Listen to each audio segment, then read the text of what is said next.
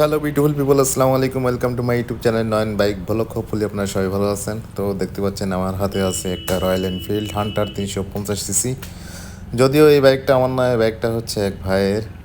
তো নতুন শোরুম থেকে নিয়ে আসছি, আজকে এই নতুন চালাচ্ছি। বাট এই বাইকটার এত ভারী, চিন্তায় আছি যে যদি পড়ি তাহলে উঠতে পারবো কিনা আর কি, গাড়ি নিয়ে উঠাতে পারবো কিনা। তো যাই হোক, এই বাইকটা ব্যালেন্সটা অনেক ভালো লাগতেছে, যেহেতু ফার্স্ট রাইড। এটা খুবই ভালো লাগতেছে, ইমপ্রেশন অনেক হাই।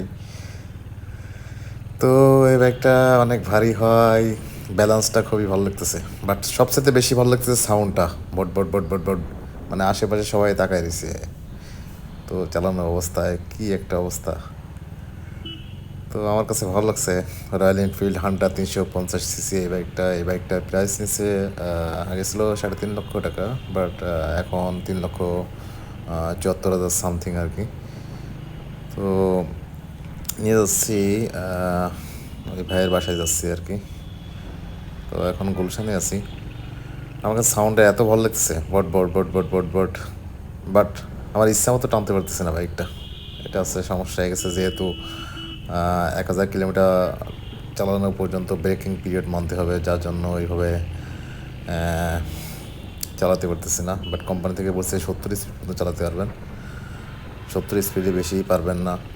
বাট নর্মালি 150 সিসি বাইকের ক্ষেত্রে নতুন কেনার পর 40-45 স্পিডে বেশি চালানো হয় না আর কি, ব্রেকিং পিরিয়ড মানতে হয় 1,000 কিলোমিটার পর্যন্ত। বাট রয়্যাল এনফিল্ড 350 সিসির ক্ষেত্রে 70 স্পিড নাকি চালানো যাবে প্রথম 1,000 কিলোমিটার ব্রেকিং পিরিয়ডে। তো ফিলিংসটা জাস্ট অ্যামাজিং, আনবিলিভেবল। তো আপনারা যারা এখনও রয়্যাল এনফিল্ড কেনেন নেই, তারা এই ব্যাগটা কিনতে পারেন। 3,74,000 সামথিং এই ব্যাগটার এখন মার্কেট প্রাইস। তো মাইলেজ পাবেন 25 থেকে 30, এটা কোম্পানি থেকে ক্লেম করা হচ্ছে। তো যাই হোক, আরও নতুন নতুন ভিডিও দিব সামনে, আপনারা দেখতে থাকুন। See you on next upcoming video guys. Okay, আর যারা সাবস্ক্রাইব করেন নেই, অবশ্যই আমার চ্যানেল নতুন হয়ে থাকলে like, share, comment and subscribe করতে বলবেন না। See you on next upcoming video. আসসালামু আলাইকুম।